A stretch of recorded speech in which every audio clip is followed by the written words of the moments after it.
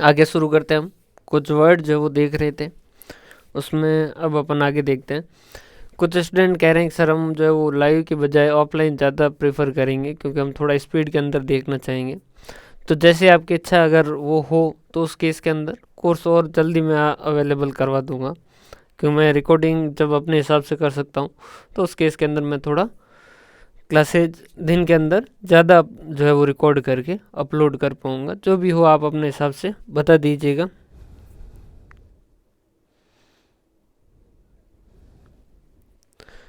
है ना। अभी एक बार क्लास की बात करते हैं। ये आप जो है वो ग्रुप के अंदर या फिर मेरे को पर्सनल मैसेज के अंदर ये कर दीजिएगा। क्लियर है। ठीक है, तो अपन अब से ऐसा करेंगे कि जो क्लासेज है वो रिकॉर्ड करके अपलोड कर देंगे और संडे को एक जो है वो लाइव सेशन रख देंगे और लाइव सेशन के अंदर क्लास रख देंगे। क्लियर है।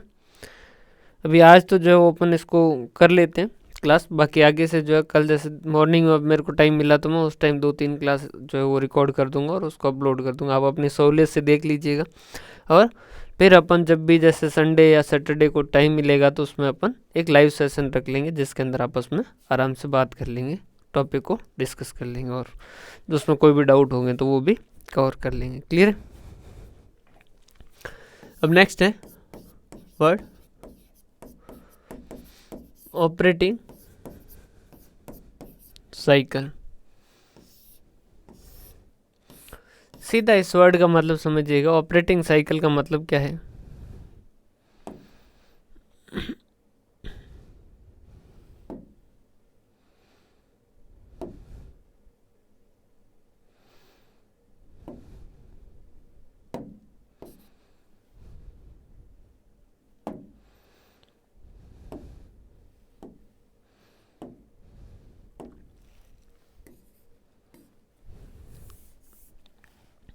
ऑपरेटिंग साइकिल का मतलब क्या होता है? कल अपन जब बात कर रहे थे कि कोई एसेट करंट एसेट कब बनती है, तो हमने कहा कि अगर हम उसको लेके आए हैं ताकि हम उसमें व्यापार कर पाए, टू बी ट्रेडेड के लिए लेके आए हैं, या फिर रिपोर्टिंग से 12 मंथ में उसको सेटल करने की जो है वो इच्छा है, या हम उसको ऑपरेटिंग साइकिल के अंदर उससे को सेटल करने की कोशिश करेंगे, मतलब कैश में कन्वर्ट करने का या उसको बेच देने का जो है वो प्लान है हमारा, या फिर वो हमारा कैश एंड कैश इक्विवेलेंट है जिस पे 12 महीने से ज़्यादा का कोई रेस्ट्रिक्शन है नहीं। क्लियर है। तो यहाँ आज अभी अपन इस बारे में इस वर्ड के बारे में बात कर रहे हैं, ऑपरेटिंग साइकिल की। ये ऑपरेटिंग साइकिल क्या होता है? देखिए, ऑपरेटिंग साइकिल का मतलब क्या है, और कोई डाउट हो ना तो आप मेरे को आराम से जो है वो व्हाट्सएप कर दीजिएगा, उस पर कोई चिंता मत कीजिएगा। ऑपरेटिंग साइकिल, और अगर आप बाद में देखना चाहें क्लास तो बाद में भी देख सकते हैं, कोई ऐसी चिंता की बात नहीं। मैं रिकॉर्ड वैसे ही करनी है तो मैं रिकॉर्ड करके इसको अपलोड कर दूंगा। आप जब देखना चाहें अपने टाइम के हिसाब से, जो सहूलियत के हिसाब से देखना चाहें उस टाइम से देख सकते हैं। जैसे कि आपको लगता है कि सर इसमें 1 की स्पीड में देख सकते हैं, जबकि मैं 1.25 या 1.5 की स्पीड में भी देखना मेरे लिए कंफर्टेबल है, तो आप आराम से भी क्लास लाइव क्लास छोड़ के आराम से बाद में भी देख सकते हैं, जैसे आपकी इच्छा। मैं नॉर्मल जैसे रिकॉर्ड कर रहा हूँ वैसे रिकॉर्ड करके इसको अपलोड कर दूंगा। आप अपने हिसाब से अपने सहूलियत के हिसाब से देख लीजिएगा, और डाउट अगर रहेंगे तो आप मेरे को व्हाट्सएप कर दीजिएगा, या फिर आप मेरे को जो संडे को एक लाइव सेशन रख देंगे, संडे या मंडे जब भी, तो उसमें आके आप पूछ सकते हैं। ऑपरेटिंग साइकिल, ऑपरेटिंग साइकिल का मतलब क्या है? देखो, हम कोई चीज़ खरीदते हैं तो उसका पैसा जिस दिन गया है उसमें कुछ घटनाएं होंगी।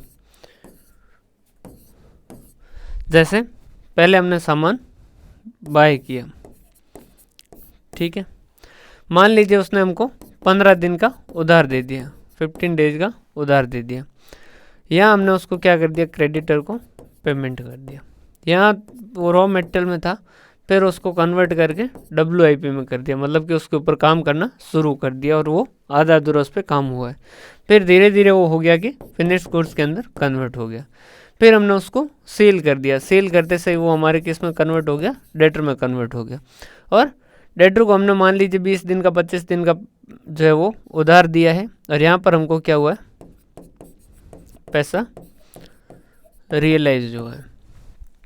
तो ऑपरेटिंग साइकिल का मतलब क्या है, जिस दिन हमारा पैसा गया है, ये जिस दिन हमारा पैसा गया है, जिस दिन हमारा पैसा गया है से जिस दिन हमें वापस पैसा रियलाइज हुआ है, इस पीरियड को हम क्या कहते हैं, इतने टाइम को, इतने समय को हम क्या कहेंगे, हमारा एक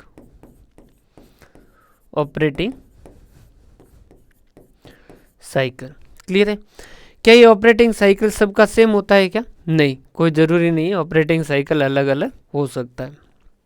जैसे कि कुछ बिजनेस ऐसे होते हैं जिनके अंदर ऑपरेटिंग साइकिल जो है वो कम होता है, और कुछ ऐसे बिजनेस होते हैं जिसके अंदर ऑपरेटिंग साइकिल ज़्यादा होता है। जैसे कि अगर हम बात करें लीकर वगैरह में, तो जैसे ब्लैक डॉग 12 ईयर की रेट ज़्यादा होती है, तो वहाँ पर उनका ऑपरेटिंग साइकिल जो वो ज़्यादा हो सकता है।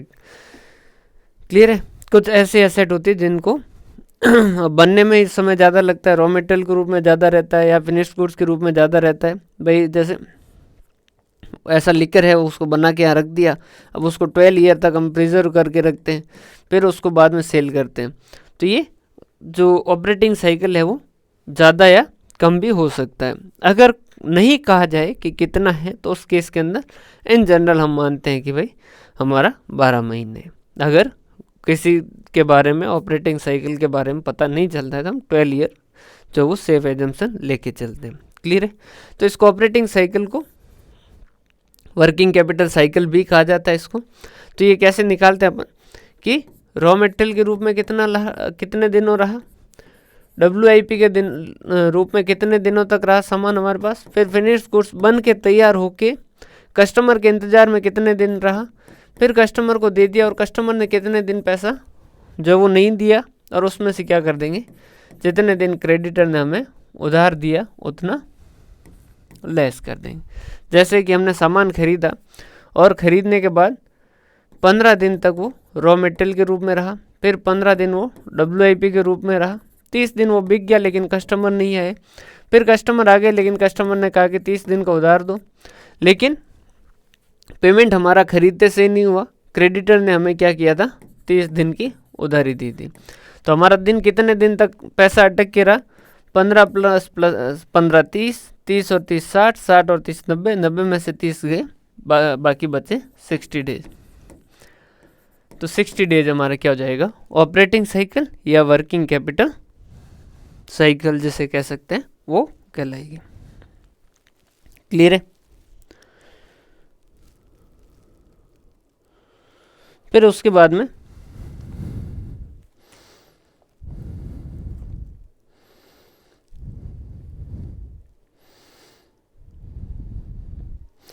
ऑपरेटिंग साइकिल, उसके बाद में नेक्स्ट वर्ड है। ये थोड़े से वर्ड जो है इनमें थोड़ा ध्यान दीजिएगा ना, ताकि एक बार करने के बाद में ये वैसे सारे जो है वो आगे आएंगे। जैसे ऑपरेटिंग साइकिल है या वर्किंग कैपिटल साइकिल है, ये मैनेजमेंट ऑफ वर्किंग कैपिटल के अंदर वापस आएगा। लेकिन यहाँ एक बार सुन रखा होगा, तो वहाँ जब चैप्टर पढ़ोगे तो आपका और ज़्यादा क्लियरिटी आएगी, क्योंकि वहाँ पर आपको बेसिक ऐसा नहीं लगेगा कि ये वर्ड क्या है या ये शब्द क्या है। आपने इस शब्द को सुन रखा होगा, बेसिक इसका मतलब जो वो समझ रखा होगा, तो वहाँ आपको एक तरीके से रिवीजन होगा और अंडरस्टैंडिंग आपकी और ज़्यादा क्लियर होगी। लाइबिलिटी क्या होगी, जैसे एसेट था, तो एसेट के अंदर क्या है, जिससे हमें कुछ मिलता, और वैसे वैसे लाइबिलिटी क्या है, एक ऑब्लिगेशन है जो कि हमें क्या करना है, फ्यूचर के अंदर सेटल करना है। क्लियर है? इसका मतलब क्या है, एक ऑब्लिगेशन मतलब कि एक हमारा ऑब्लिगेशन मतलब एक हमारा दायित्व है, जैसे हमें क्या करना है, आगे निभाना है या एग्जीक्यूट करना है या पूरा करना है। क्लियर है? ये 3 वर्ड है, साथ में समझा देता हूँ, लाइबिलिटी, प्रोविजन और कंटीजेंट लाइबिलिटी। हालांकि ये आगे जब चैप्टर पढ़ेंगे तब ये वापस आएंगे, अभी मैं बेसिकली सिर्फ हल्का सा आपको आइडिया दे रहा हूँ एक बार, ताकि ये वर्ड से आप इनसे थोड़े रूबरू हो जाए कि भाई क्या क्या वर्ड है। लाइबिलिटी में क्या होता है, अमाउंट और ऑब्लिगेशन दोनों क्या होते हैं, सर्टेन मतलब कि तय। ये भी सर्टेन है और ये भी सर्टेन है, ये भी तय है। समझिएगा, एक क्रेडिटर है जिसे हम लाइबिलिटी कहते हैं, तो क्रेडिटर में हमें क्रेडिटर को पैसा देना ये भी तय है और क्रेडिटर को कितना पैसा देना ये भी तय है कि भाई 5,000 देने 10,000 देने, तो वो फिक्स अमाउंट है। क्लियर है। प्रोविजन जो होता है उसके अंदर क्या है, अमाउंट तय हो ये कोई ज़रूरी नहीं है, लेकिन मेजरेबल होता है। वैसे इसकी बहुत सारी कंडीशन बनती है, लेकिन अपन अभी मेन के बारे में बात करें, बाकी आगे आएगा ये पूरा, उसके बारे में जब प्रोविजन रिजर्व और इसके बारे में बात करेंगे तो ये अपने वापस आएगा यहाँ पर। और ऑब्लिगेशन जो है वो क्या है, प्रोबेबल है। प्रोबेबल मतलब कि उसके होने के चांस ज़्यादा है ना होने से। जैसे कि अपन बनाते हैं प्रोविजन फॉर बैड डेट्स, तो इसका मतलब क्या है कि ये बैड डेट्स होगा, इसके काफ़ी अच्छे खासे चांस है। कितना होगा ये पूरी तरीके से अपने को पता नहीं है कि भाई 10,000 में से 2,000 जो है वो बैड डेट्स होंगे या 1,500 होंगे या 25 होंगे, ये पूरी तरीके से तय नहीं है, लेकिन होगा ये लगभग तय है, अच्छी खासे इसके चांसेस है। तो उस केस के अंदर हम चेक करेंगे क्या हम उसको मेज़र कर सकते हैं, तो हम देखेंगे कि भाई पीछे वाले सालों में पता करें कि पीछे वाले सालों में कितने का लगभग जो बैड डेट्स होता था। अगर उससे हम कुछ आइडिया लगा पाएँ कि भाई इतने का बैड डेट्स होता था, और उससे हम एक एडजेक्ट नहीं, एक मेजरेबल अमाउंट जो है वो तय कर पाते हैं कि भाई इतने का प्रोविज़न बनाना चाहिए, इतने का बैड डेट्स होगा, तो वो अपने लिए क्या हो जाएगा, एक तरीके से उतने का अपन क्या कर देंगे, प्रोविज़न। जैसे कि अपन ने कहा कि भाई 5% प्रोविज़न बनाना चाहिए। एक कंटीजेंट लाइबिलिटी है जो यहाँ प्रोबेबल की जगह क्या हो जाता है, पॉसिबल। पॉसिबल मतलब कि 50-50 चांस है कि हो भी सकता है और नहीं भी हो सकता है। ये अमाउंट जो इसका वैसे नॉर्मली क्या होता है, नॉट मेजरेबल, मतलब उसको माप नहीं सकते।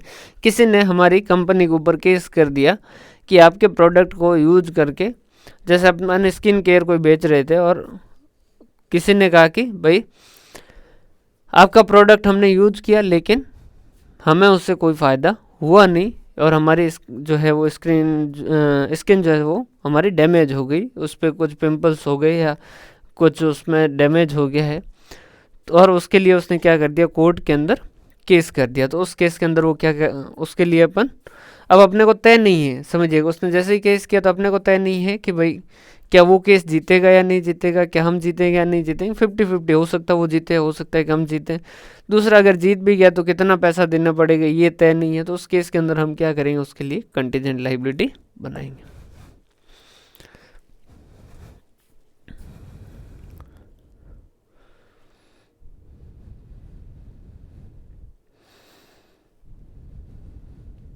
क्लियर है। उसके बाद में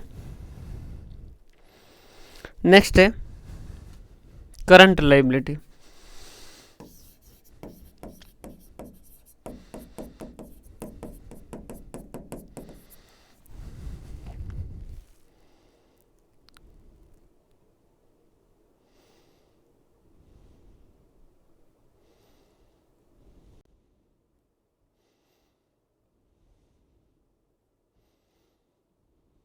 नेक्स्ट वर्ड है करंट लाइबिलिटी।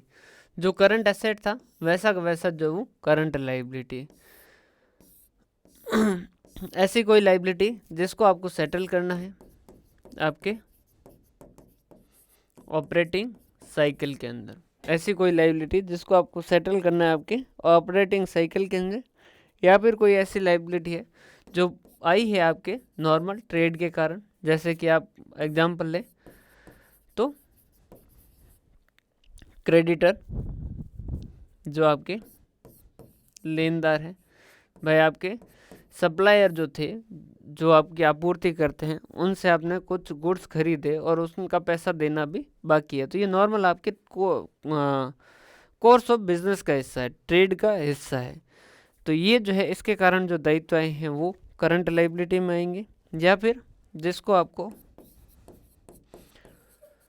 रिपोर्टिंग डेट, मतलब कि जैसे 31 मार्च को चेक करें तो 31 मार्च हमारी जिस दिन बैलेंस शीट बना रहे हैं वो एक तरीके से रिपोर्टिंग डेट मान लीजिए, से 12 मंथ में पेमेंट करना है जिनका, तो वो भी किस में आ जाएंगे, आपके इस करंट लाइबिलिटी में आ जाएंगे। और लास्ट आपका है ऐसा कोई भी ऑब्लिगेशन, ऐसा कोई भी दायित्व जिसे हम 12 मंथ से ज़्यादा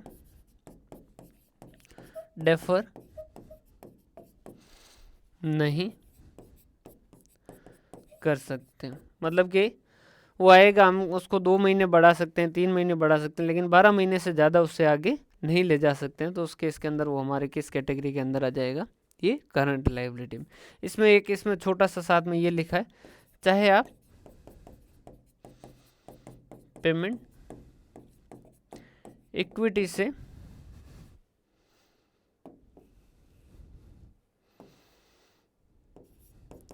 करें, उससे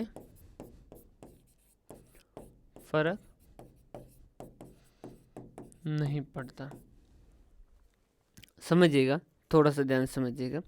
ये यहाँ पर लिखा गया है कि भाई हो सकता है कि आप क्या करें, उसको पेमेंट जो कैश में नहीं करें, और उसको पेमेंट जो जैसे किसी का कोई हमसे 1 लाख रुपए मांगता था, तो हमने उसको 1 लाख रुपए कैश देने के बजाय हमने उसको क्या कर दिया, 1 लाख के इक्विटी शेयर दे दिए, तो उससे कोई फ़र्क नहीं पड़ेगा। या फिर हम उसका इच्छा है कि हम उससे इक्विटी शेयर दे देंगे, तो उससे कोई फ़र्क नहीं पड़ेगा कि वो करंट लायबिलिटी बने या नॉन करंट लायबिलिटी। अगर वो 12 मंथ के अंदर अंदर उसको सेटलमेंट कर रहा है, सेटलमेंट का तरीका चाहे जो भी हो, चाहे उसे पैसा दे के सेटिस्फाई करे हो, चाहे आप उसे इक्विटी शेयर कैपिटल या फिर प्रेफरेंस शेयर कैपिटल या कुछ भी दे के आप उसे सेटल करो, मतलब प्रेफरेंस शेयर दे के, इक्विटी शेयर दे के, चाहे कैश दे के, मोड ऑफ पेमेंट मतलब किस तरीके से आप उस दायित्व का भुगतान कर रहे हो, वो चाहे जो भी हो। लेकिन अगर आपको उस दायित्व को भुगतान आपको रिपोर्टिंग डेट से 12 महीने के अंदर अंदर करना पड़ रहा है, या फिर आप उसके दायित्व के भुगतान को 12 महीने से ज़्यादा आगे टरका नहीं पा रहे हैं, मतलब आगे नहीं खिसका पा रहे हैं, या फिर आपके बिजनेस की वजह से, नॉर्मल जो आपके कोर्स ऑफ बिजनेस है, जो आपका व्यापार है, उसके कारण आपका जो दायित्व बनता है, मतलब कि जो खरीद बिक्री के लिए हिसाब से, भाई जो भी जैसे फर्नीचर का काम है, तो फर्नीचर की खरीद और फर्नीचर की बिक्री, यही काम करने के लिए अपन बैठे, तो उसकी खरीद की वजह से जो दायित्व बना है, मतलब कि जो सप्लायर को पैसा देना है वो, या फिर उसमें जैसे हमारे मजदूरों को पेमेंट करना है, तो नॉर्मल बिजनेस का हिस्सा है, उसकी वजह से जो दायित्व बने हैं वो, और जो आपके ऐसे दायित्व जिसको आपको आपके ऑपरेटिंग साइकिल के अंदर अंदर आपको भुगतान करना है, वो सारे सारे किस में आ जाएंगे, करंट लायबिलिटी में आ जाएंगे। नॉन करंट जो करंट नहीं है वो क्या हो जाएंगे, नॉन करंट। क्लियर है। उसके बाद में नेक्स्ट है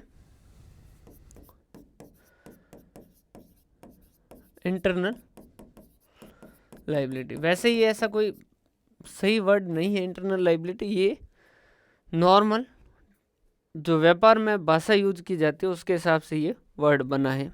क्या है ये, तो समझिएगा। देखो, एक तो होती है आउटसाइडर्स लायबिलिटी। आउटसाइडर्स लायबिलिटी क्या, ऐसे दायित्व जिनका भुगतान आपको किसी बाहर वाले को करना है। बाहर वाले कौन हो सकते हैं, हमने बैंक से लोन लिया तो बैंक जो है वो हमारे लिए बाहर वाला है। क्लियर है। हमने हमारे फ्रेंड से लोन लेके व्यापार के फ्रेंड से जो है वो व्यापार को लोन दिलवाया है, तो उस केस के अंदर वो क्या हो जाएगा, बाहर वाला है। क्लियर है। तो फिर इंटरनल कौन है, जो उसके मालिक कौन ने जो पैसा लगाया है व्यापार के अंदर, तो मालिकों का जो लगाया गया पैसा या मालिकों के द्वारा दिया गया पैसा व्यापार के अंदर, वो किस कैटेगरी में आएगा, इंटरनल लायबिलिटी के अंदर आएगा। क्लियर है। तो इंटरनल लायबिलिटी क्या है, आपकी कैपिटल जो है वो क्या हो जाएगी, इंटरनल लायबिलिटी हो जाएगी, प्रोप्राइटर इक्विटी। क्लियर है। जैसे आप क्या कहोगे,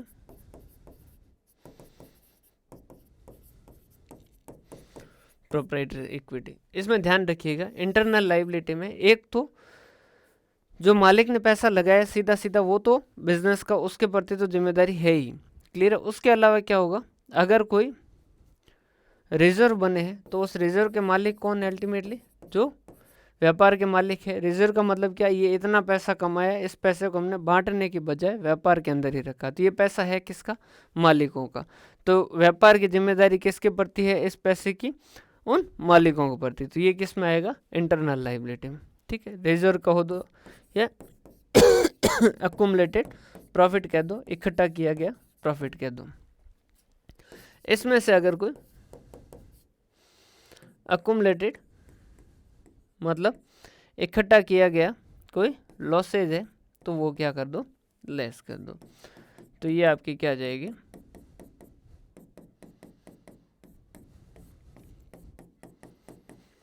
लाइबिलिटी आ जाएगी, इंटरनल लाइबिलिटी आ जाएगी। क्लियर है, समझ आ रही बात?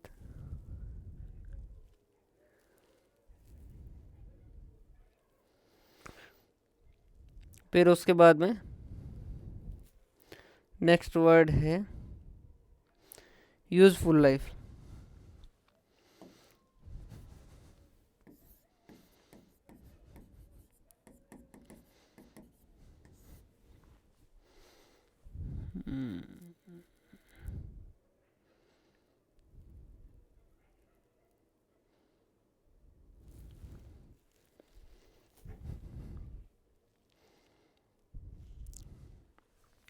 यूजफुल लाइफ अपन दो तरीके से देख सकते हैं,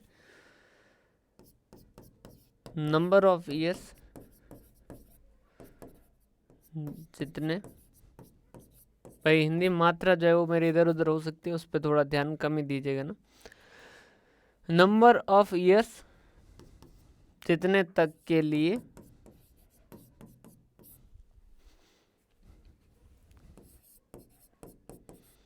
एंटरप्राइज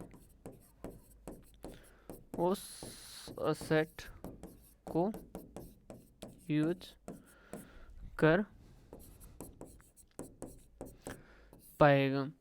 जैसे कि मान लीजिए एक आईफोन है या फिर एक कोई भी मोबाइल है, तो वो मोबाइल मान लीजिए उसकी लाइफ तो भले ही 10 साल है लेकिन हम उसको 5 साल यूज कर पाएंगे, तो वो हमारे लिए क्या हो जाएगी, उसकी यूजफुल लाइफ 5 ईयर हो जाएगी।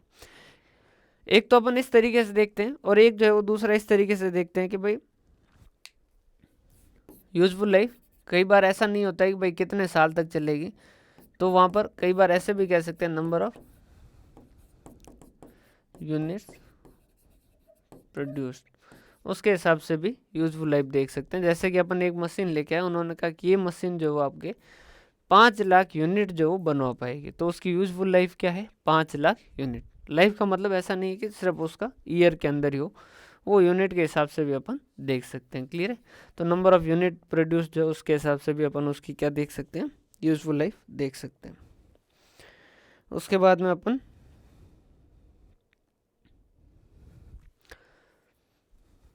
नेक्स्ट है गुड्स और सर्विस। ये किसके लिए वर्ड यूज होता है, जिसमें एंटरप्राइज डील करता है। समझिएगा, मेरा फर्नीचर का बिजनेस है तो उस केस के अंदर फर्नीचर मेरे केस में आ जाएगा, गुड्स में आ जाएगा। क्लियर है, उसके लिए लाई गई लकड़ी किस में आ जाएगी, मेरे रॉ मटेरियल, और उससे बनाएगा फर्नीचर मेरा गुड्स के अंदर आएगा। समझ आ रही बात? तो जिसमें मैं व्यापार कर रहा हूँ, जो मेरा मेन कोर्स ऑफ बिजनेस है वो क्या कहलाएगा, गुड्स और सर्विस। जैसे हमारे लिए कोचिंग की सर्विस जो वो मेन सर्विस के अंदर आ जाएगी। क्लियर है, क्योंकि हम इसी के अंदर डील कर रहे हैं। एक के लिए जो गुड्स है वो हो सकता है कि दूसरे के लिए गुड्स ना होके असेट हो सकता है। फर्नीचर की दुकान वाले के लिए फर्नीचर गुड्स है, लेकिन हमारे कोचिंग इंस्टीट्यूट के लिए वही फर्नीचर किस कैटेगरी में आ जाएगा, असेट की कैटेगरी में आ जाएगा। तो गुड्स और सर्विस क्या है, तो ये डिपेंड करेगा कि वो बिजनेस किस चीज़ का कर रहे हैं, या मतलब नेचर ऑफ बिजनेस क्या है। उसके जो कोर बिजनेस एरिया है, मेन बिजनेस एरिया है, वो जिसमें डील कर रहा है, वो किस में, वो जो चीज़ है वो क्या कहलाएगी, गुड्स और सर्विस कहलाएगी।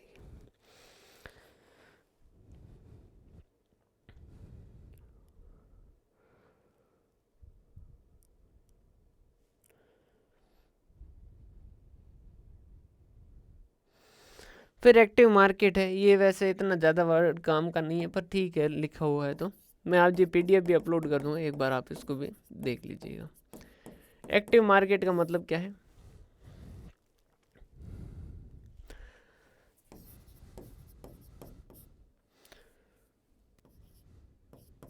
जहाँ पर गुड्स की ट्रेडिंग होती है, प्रोडक्ट जो है वो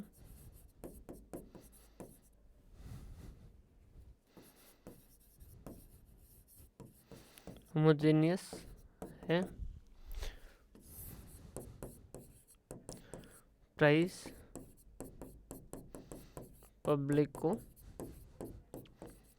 पता है। जैसे कि एक पेन का बाजार है, पेन का एक्टिव मार्केट है, तो वहाँ पर क्या है, बहुत सारे पेन के बायर और बहुत सारे पेन के सेलर जो है वो वहाँ पर अवेलेबल है।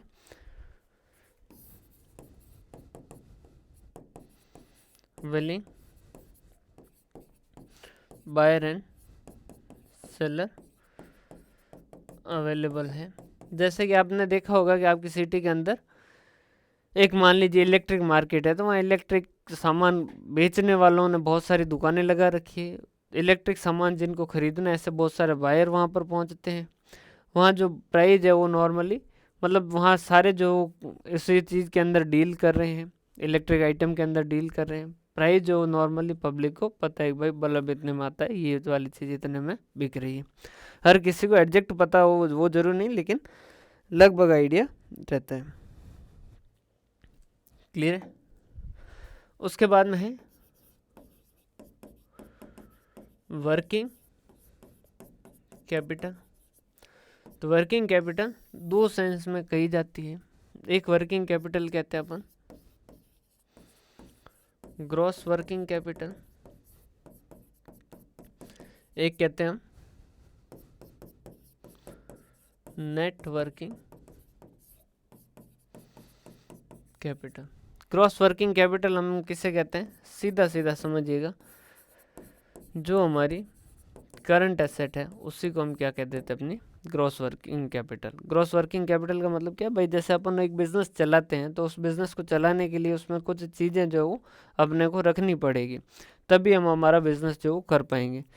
जैसे कि कुछ पैसा रखना पड़ेगा, कुछ कैश रखना पड़ेगा, कुछ सामान जो हमें उधार देंगे तो उसका पैसा हमें बाकी रहेगा, लोगों से हम मांगते रहेंगे तो डेटर्स रहेंगे, कुछ इस तरीके कुछ करंट एसेट रहेंगे।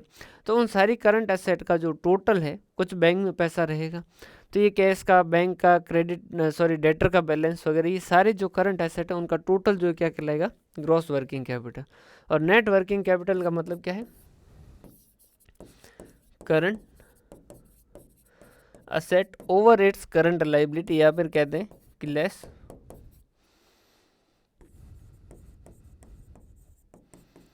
Current liability. मतलब कहने का ये है कि नेट वर्किंग कैपिटल किसे कहेंगे कि अगर हम हमारी सारी करंट लाइबिलिटी का पेमेंट कर भी दें तो भी इतना पैसा हमारे पास बच जाएगा, वो हमारी क्या कहलाएगी, नेट वर्किंग कैपिटल कहलाएगी। फिर आगे कैपिटल है, तो कैपिटल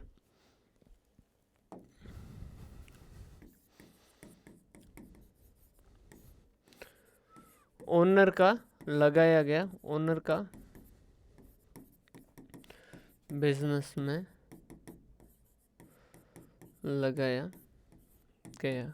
ओनली कैश नहीं, चाहे वो कैश हो, चाहे गुड्स हो या असेट हो, सारों का टोटल जो क्या कहलाएगा, कैपिटल कहलाएगा। क्लियर?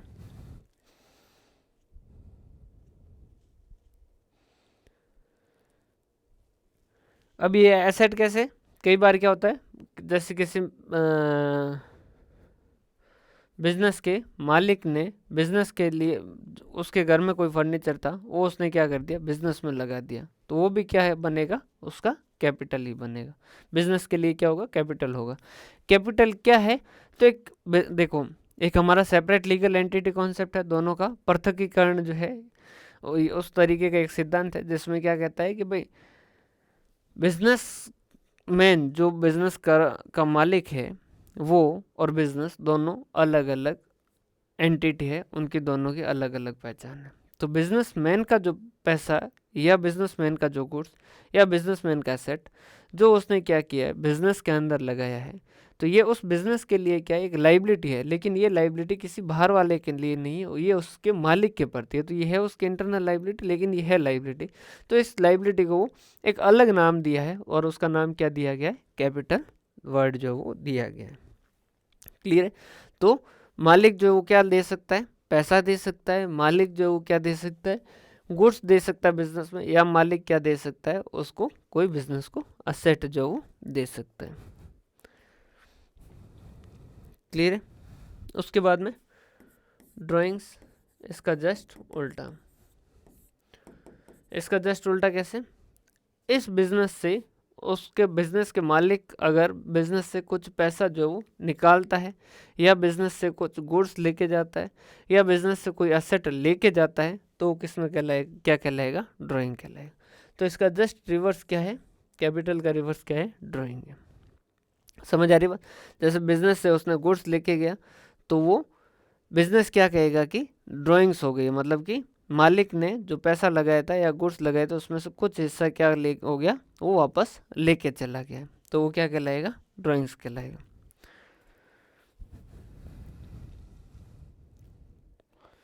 क्लियर है? उसके बाद में है नेक्स्ट वर्ड नेटवर्थ। ये थोड़ा सा वर्ड समझिएगा। नेटवर्थ कहो या फिर हम उसे कह सकते हैं शेयर होल्डर्स फंड। नेटवर्थ कहो या शेयर होल्डर्स फंड कहो, मतलब क्या है समझिएगा थोड़ा सा ध्यान से। नेटवर्थ या शेयर होल्डर्स फंड का मतलब क्या है,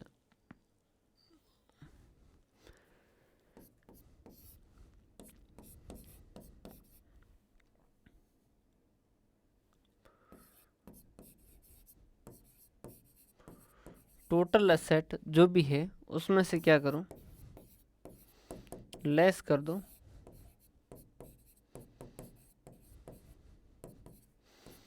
आउटसाइडर्स लाइबिलिटी। तो ये क्या बचेगी आपकी, नेटवर्थ या शेयर होल्डर्स फंड। जैसे कि एक व्यापार के अंदर जो टोटल संपत्तियां लगा रखी है, वो टोटल संपत्तियां जो है उनकी वैल्यू है 10 लाख रुपए, ठीक है, जिसमें से 2 लाख रुपए का लोन ले रखा है, 1 लाख के हमारे क्रेडिटर है। तो ये 10 लाख की संपत्तियों से जब पैसा मिलेगा तो 3 लाख तो इनको बाहर वालों को देना पड़ेगा, बाकी जो बचेगा वो पैसा किसका है, इसके मालिकों का है। तो ये क्या कहलाएगा, इसका इस बिजनेस की नेटवर्थ, या इसको कहेंगे शेयर होल्डर्स फंड। या तो आप इसको इस तरीके से कैलकुलेट कर सकते हैं 10 लाख, उसमें से बाहर वालों का कितना है 3 लाख हटा दो, इस तरीके से। या फिर आप इसको किस तरीके से कैलकुलेट कर सकते हो, मान लीजिए मालिकों ने पैसा लगाया 5 लाख और 2 लाख का रिजर्व है, तो उनका टोटल करके भी आप ये कैलकुलेट कर सकते हो। समझिए ये बैलेंस शीट है। तो ये टोटल असेट जैसे कि ये 10 लाख रुपए है, जिसमें से लोन है 2 लाख का, क्रेडिटर है 1 लाख के, रिजर्व है 2 लाख के, और कैपिटल है 5 लाख की। तो आप या तो कैसे कैलकुलेट कर सकते हैं, सॉरी, या तो आप कैसे कैलकुलेट कर सकते हैं कि टोटल आपके 10 लाख के एसेट है, उसमें से 3 लाख की हटा दो तो बाकी कितने बचे, 7 लाख जो है वो किन के, मालिकों के। या फिर आप सीधा कैलकुलेट कर सकते हो कि मालिकों ने 5 लाख तो लगाए और 2 लाख के उनके अनडिस्ट्रीब्यूटेड प्रॉफिट पड़े, तो मालिक का टोटल इस बिजनेस के अंदर कितना पैसा पड़ा है, 7 लाख रुपए पड़े। उसके बाद में नेक्स्ट वर्ड है ड्राइंग्स हो गया, नेटवर्थ हो गया, डेटर्स। डेटर्स या जिसे आप कह सकते हो ट्रेड रिसीवेबल्स, या फिर जिसे आप हिंदी में कहें तो देनदार, जो हमें पैसा देगा। समझिएगा ये किससे रिलेटेड होते हैं, सबसे पहले तो ये किससे रिलेटेड है?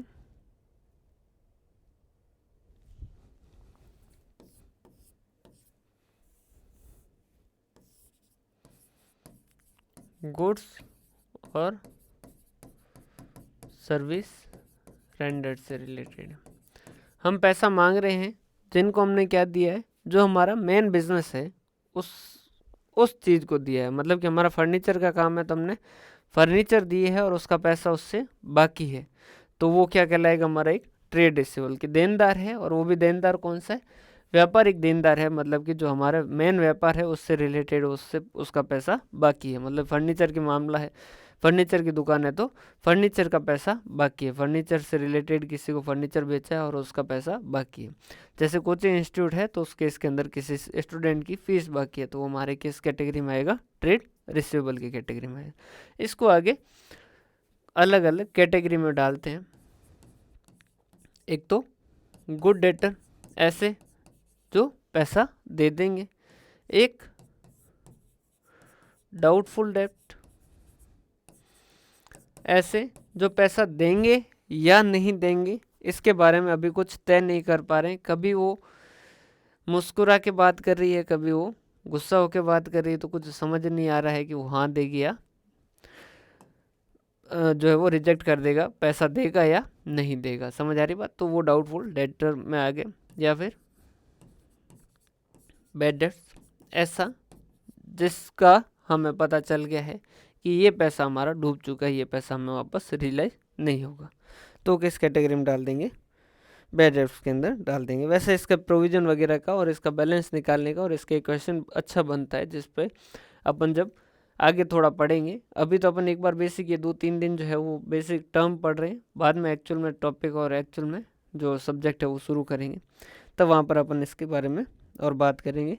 इसके बैलेंस निकालने पे एक अच्छा क्वेश्चन बनता है कि इतना प्रोविज़न है, इतना बैड डेट्स है, तो और डेटर का क्लोजिंग बैलेंस बुक के अंदर कितना आएगा, इस तरीके के कुछ क्वेश्चन बन सकते हैं। उसके बाद में नेक्स्ट है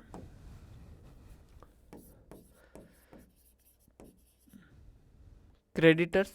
डेटर्स का उल्टा क्या हो जाएगा? क्रेडिटर्स। सेम वो का वो, व्यापार से रिलेटेड अगर किसी को पैसा हमें देना है तो उस केस के अंदर वो क्या कहलाएगा? व्यापार मतलब कि गुड्स और सर्विस से रिलेटेड कुछ पैसा किसी को अगर देना है तो वो हमारे लिए कैश कैटेगरी में आ जाएगा? क्रेडिटर्स के अंदर आ जाएगा। उसके बाद में नेक्स्ट वर्ड है कैपिटल एक्सपेंडिचर और रेवेन्यू एक्सपेंडिचर। अभी बिल्कुल शॉर्ट में बता रहे हैं इसको एक बार, ताकि आप इनको इन वर्ड के लिए तैयार हो जाए। समझ आ रही बात? न इसको समझा कि न आपको यहाँ पर समझा कि टॉपिक जो यहाँ ख़त्म हो रहा है, ये सिर्फ आपको एक बार बताया जा रहा है ताकि आप इस वर्ड से फेमिलियर रहे, ताकि जब अपन इसको दूसरी बार सुनोगे तो आपको ऐसा नहीं लगे कि ये क्या वर्ड सुन रहे हैं। कैपिटल एक्सपेंडिचर और रेवेन्यू एक्सपेंडिचर क्या है? कैपिटल सीधा समझिएगा, एक फल है और एक पेड़ है। हमने आम का पेड़ लाया और पेड़ लगाया, तो उसको क्यों लगाया? ताकि उस पर फल लगे और उस फल को जो है वो हम बेच के पैसा कमा सकें। एक हमने क्या किया? फल लाया, तो फल हम क्यों लेके आए? ताकि या तो फल उसको बेच के पैसा कमा पाए। अब दोनों का समझिएगा, एक तो हमारा क्या करेगा, एक तो हमारी या तो अर्निंग कैपेसिटी, अर्निंग कैपेसिटी के लिए लेके आए हैं, या फिर अर्निंग कैपेसिटी को बढ़ाने के लिए लेके आए। समझिएगा, थोड़ा समझिएगा ना।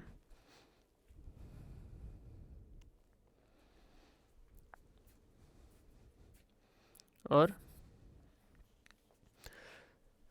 वैसे इसको अपन आगे डिटेल में बात करेंगे ना, तो अभी सिर्फ मैं शॉर्ट में बता रहा हूँ। शॉर्ट में बताने के चक्कर में ही जो है वो इसको पूरा एग्जांपल सेट नहीं हो पा रहा है। बाकी पूरा डिटेल में बात करें तो इसको आराम से सेट कर सकते हैं। अभी समझने की कोशिश कीजिएगा। कैपिटल एक्सपेंडिचर का मतलब क्या है? ये खर्चा हमने किया है ताकि हम क्या कर पाएँ, जो हमारी अभी अर्निंग कैपेसिटी है उससे हम ज़्यादा कमा पाएँ। समझिएगा, जैसे कि हम एक मशीन लेके आते हैं, तो हम मशीन क्यों लेके आए हैं?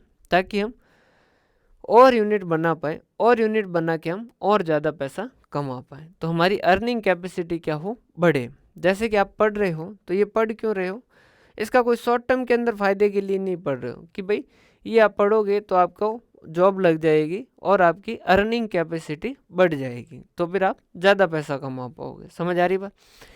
वहीं पर कुछ चीज़ ऐसी होती है जो आपकी अर्निंग कैपेसिटी को बढ़ाने के लिए नहीं है, आपकी अर्निंग के लिए। जैसे कि अपन ने एग्जांपल लिया था कि भाई एक पेड़ लगाया है और एक फल खरीद के लेके आए। फल खरीद के लेके आए तो आप क्या चाह रहे हो कि इस फल को बेचें और मुनाफा कमा लें। समझ आ रही बात।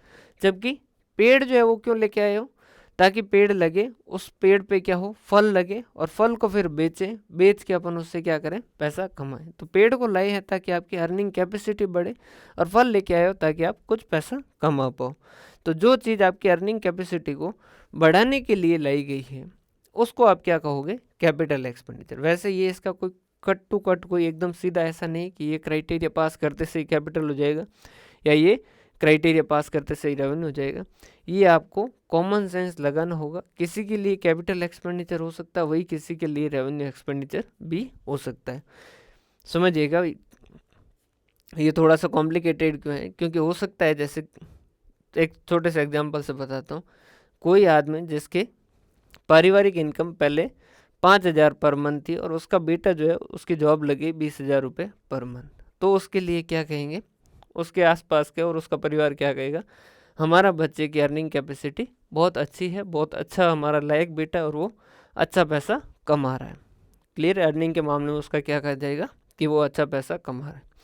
वहीं पर एक ऐसा है जिसकी पारिवारिक इनकम पहले से मंथली 2 लाख रुपए जैसे, और उनके बेटे ने नौकरी ज्वाइन की और वो भी 20,000 रुपये पर मंथ कमा रहा है। वो भी क्या कर रहा है, 20,000 रुपये पर मंथ कमा रहा है।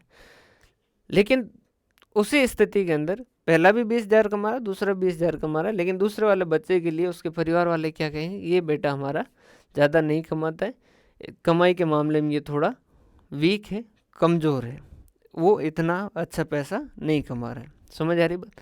तो वही अर्निंग किसी के लिए ज़्यादा हो सकती है, वही किसी के लिए कम हो सकती है। सेम वैसा कैपिटल एक्सपेंडिचर है, किसी के लिए वही एक्सपेंडिचर कैपिटल एक्सपेंडिचर कैटेगरी में जा सकता है, किसी के लिए रेवेन्यू कैटेगरी में जा सकता है। तो अपन कट टू कट सीधा नहीं कह सकते कि इसके ये है तो ये कैपिटल हो जाएगी, ये है तो ये रेवेन्यू हो जाएगा। कुछ क्राइटेरिया देखते हैं। क्राइटेरिया क्या, जैसे कैपिटल एक्सपेंडिचर मोर फ्रिक्वेंटली नहीं होते, रेवेन्यू एक्सपेंडिचर मोर फ्रिक्वेंटली होते हैं। ये कोई क्राइटेरिया नहीं, मैं कुछ क्राइटेरिया देख रहा हूँ, उससे अपने को क्या करना होता है, लॉजिकल सोचना होता है। जैसे कि गुड्स हम बेचने के लिए गुड्स बार बार खरीदते रहेंगे, बार बार बेचते रहेंगे, जबकि यहीं पर एसेट जो है, जैसे हमने बिल्डिंग खरीदी, मशीनरी खरीदी, ये बार बार नहीं खरीदते, ये रिकरिंग एक्टिविटी, बार बार होने वाली गतिविधियाँ नहीं होती, अमाउंट इन्वॉल्व। जो रेवेन्यू एक्सपेंडिचर होते हैं उसके अंदर अमाउंट छोटा होता है, जबकि कैपिटल एक्सपेंडिचर के अंदर अमाउंट बड़ा होता है।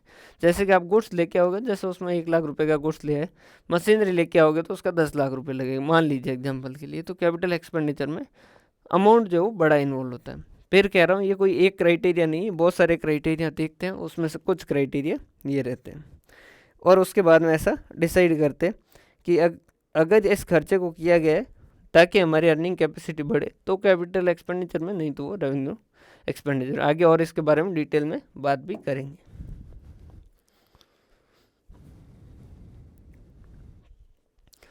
फिर उसके बाद में बैलेंस शीट,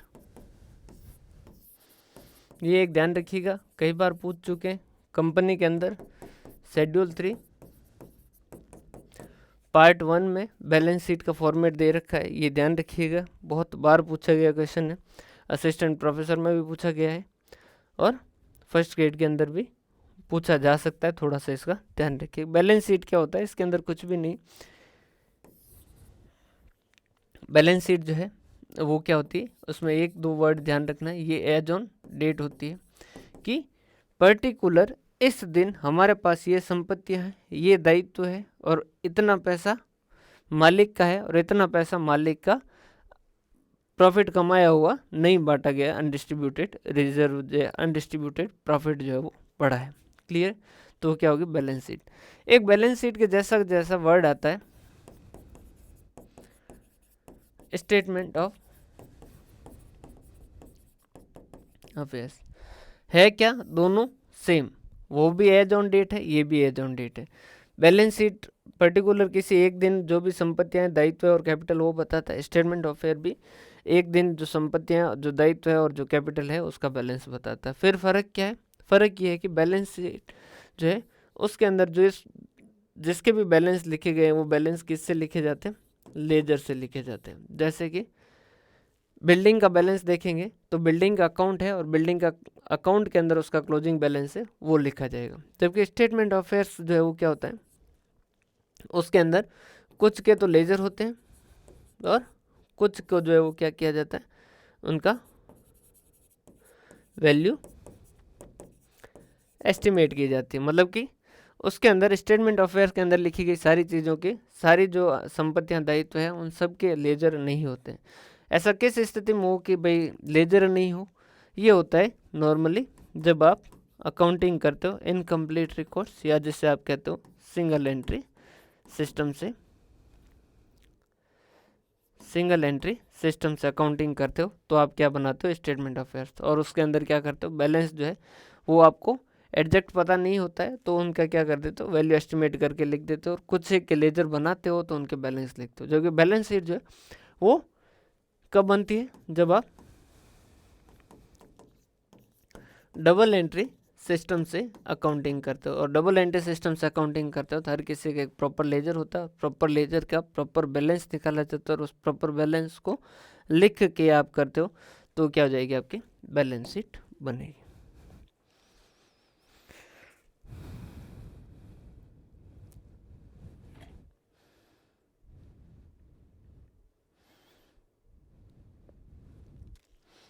उसके बाद में है प्रॉफिट एंड लॉस अकाउंट,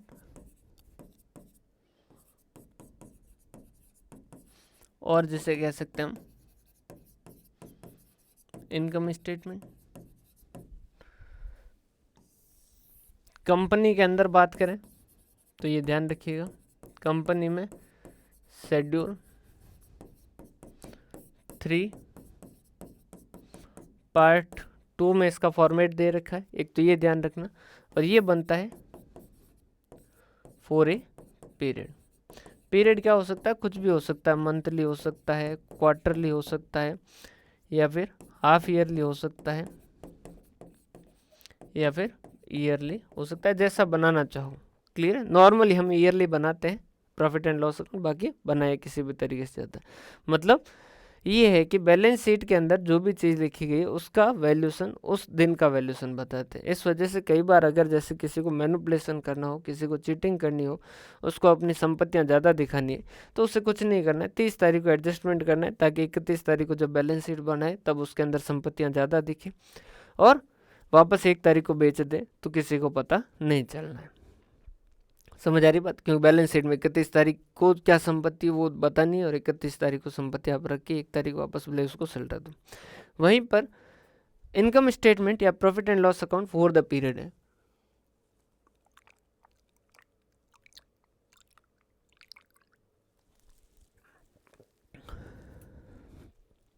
जैसे कि उसके अंदर लिखा गया है सेल 3 लाख रुपए, तो ये इनकम स्टेटमेंट सेल 3 लाख लिखा है, इसका मतलब ये किसी एक दिन की सेल नहीं है। जैसे वो पूरे साल का इनकम स्टेटमेंट है तो पूरे साल में जो सेल की गई उसका टोटल जो 3 लाख रुपए है। क्लियर है। उसके बाद में नेक्स्ट वर्ड आते हैं दो,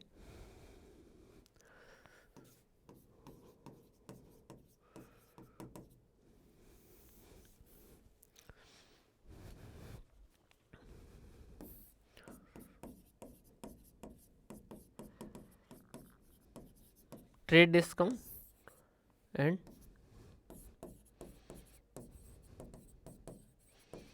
कैश डिस्काउंट। समझिएगा, ट्रेड डिस्काउंट दिया जाता है to promote sale for prompt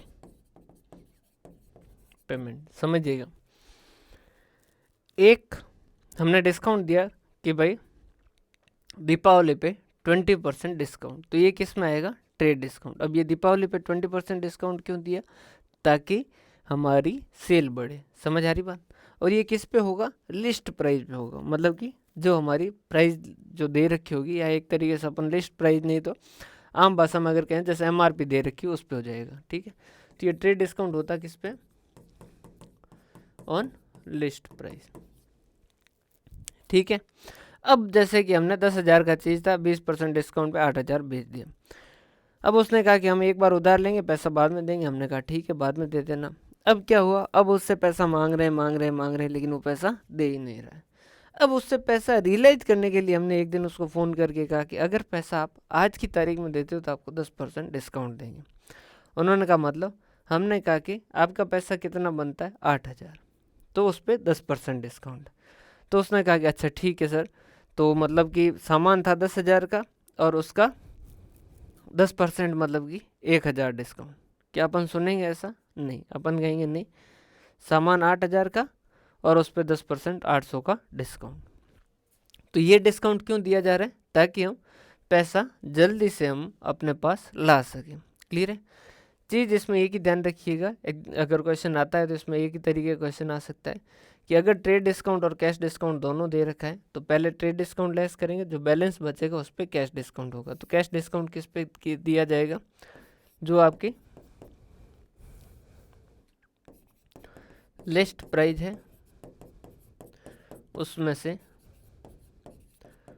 trade discount less कर दो, और इस पे क्या किया जाएगा, इस पर कैश डिस्काउंट मिल दिया जाएगा। जैसे कि 10,000 की चीज़ थी, लिखा गया कि 20% ट्रेड डिस्काउंट था और 10% कैश डिस्काउंट था। तो आप कैसे कैलकुलेट करोगे कि ये 10,000, इसका 20% मतलब कि 2,000 रुपये का तो ट्रेड डिस्काउंट हो गया, और यहाँ क्या कहोगे, 10,000 उसमें से 2,000 का ट्रेड डिस्काउंट, बाकी बचे 8,000। इस 8,000 का 10% 800 रुपये का कैश डिस्काउंट। दूसरा एक चीज़ आप जानते ही हैं कि ट्रेड डिस्काउंट जो है वो बुक्स ऑफ अकाउंट्स के अंदर अकाउंट्स में नहीं आता है। क्लियर। जैसे कि 10,000 का चीज़ है, 20% डिस्काउंट मतलब कि 2,000 के डिस्काउंट के हिसाब से 8,000 पे बेचा है, तो सेलर एंट्री करेगा, जैसे राम को बेचा है तो Ram account debit to sales कितने से करेगा, 8,000 से। और जैसे इसने सोहन से खरीदा है तो ये क्या कहेगा, एंट्री क्या करेगा, purchase account debit to Sohan 8,000। Clear है। फिर ये 7200 जब पेमेंट करेगा तब ये एंट्री क्या करेगा, ये कहेगा, सॉरी इसको पैसा रियलाइज होगा, सॉरी, तो ये क्या कहेगा, कैश आया 7200, डिस्काउंट गया 800 का, और ये राम का टोटल 8,000 का हिसाब। और वहीं पर ये क्या कहेगा, सोहन को पैसा देना था 8,000, जिसमें से 7200 तो कैश दे दिया और बाकी का डिस्काउंट ले लिया 800 रुपये। समझ आ रही बात। बाकी आगे डिटेल वापस जाएंगे तब ये सारे वापस आएंगे ही।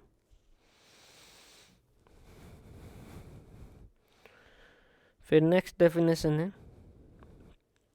अभी इतना ही करते हैं, नेक्स्ट डेफिनेशन आगे वाली क्लास के अंदर देख लेते हैं। 1 या 2 क्लास और होगी मैक्सिमम जिसमें ये डेफिनेशन कवर हो जाएगी।